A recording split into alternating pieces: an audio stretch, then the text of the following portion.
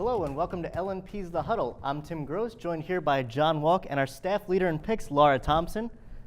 Big week for LL football. The section openers this week. We'll be talking about three of them. Lampeter Strasburg at Solanco, Lancaster Catholic at Garden Spot, and Anvil Cleona at Donegal. We'll start with the big Section 2 game in Quarryville with Solanco and LS.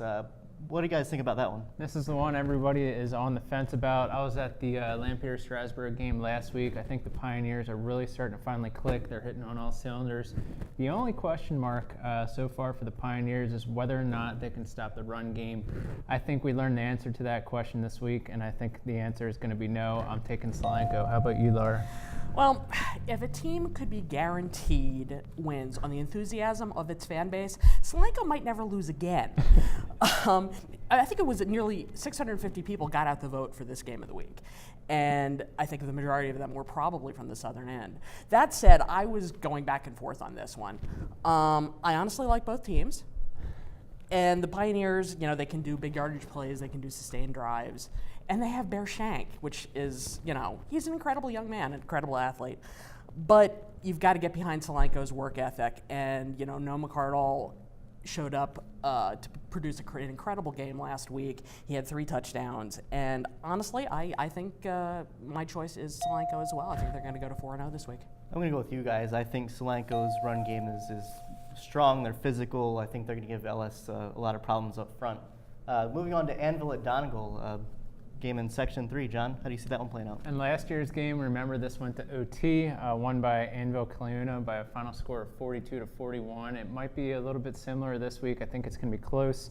Donegal's been struggling a bit. I did their preseason story. I'm not kind of surprised by their offensive struggles because they really had a lot to replace, but defensively, they had brought back just about everybody in that 4-4 front along the D-line, the linebacking corps, and yet they gave up 400 yards of offense to Palmyra last week. Now, I know Anvil Cleona isn't pumping out that kind of stats, but I think they're going to do just enough, so I'm taking a little Dutchman this week. How about you, Laura?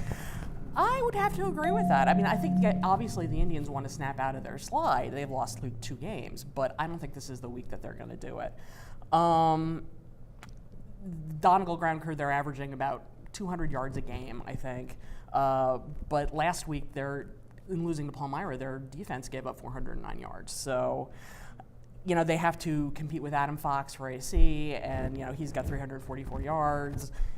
6 touchdowns. So honestly, yeah, I'm going with the Dutchman on this one as well. I'm going with him as well. I just think Donegal still has a lot to figure out on offense too. They only have 4 touchdowns to date, so I think Anvil is going to give them some problems and take that one on Friday. Finally, we got Lancaster Catholic at Garden Spot, another Section 2 game. Catholic kind of broke out of its early season slump.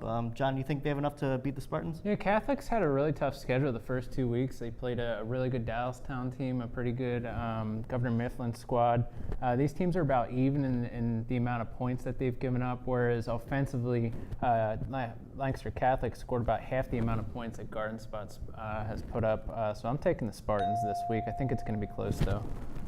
I agree. I think it's going to be another very good game. I mean, you can't argue with Jihad Jeffers at Spot. He's got 577 yards. He's got 8 touchdowns. And, yeah, I think that's going to be a little too much for Crusaders to overcome this week, so I'm going with Spot. Yeah, Garden Spot's been very effective up front on both sides of the ball. I think, you know, Catholic got the running game going a little bit last week, but I still think Garden Spots has enough to shut them down this week. So let us know what you think of our picks on Twitter and Facebook, and follow all of our coverage Friday night on LancasterOnline.com. Thanks for joining us. This is The Huddle.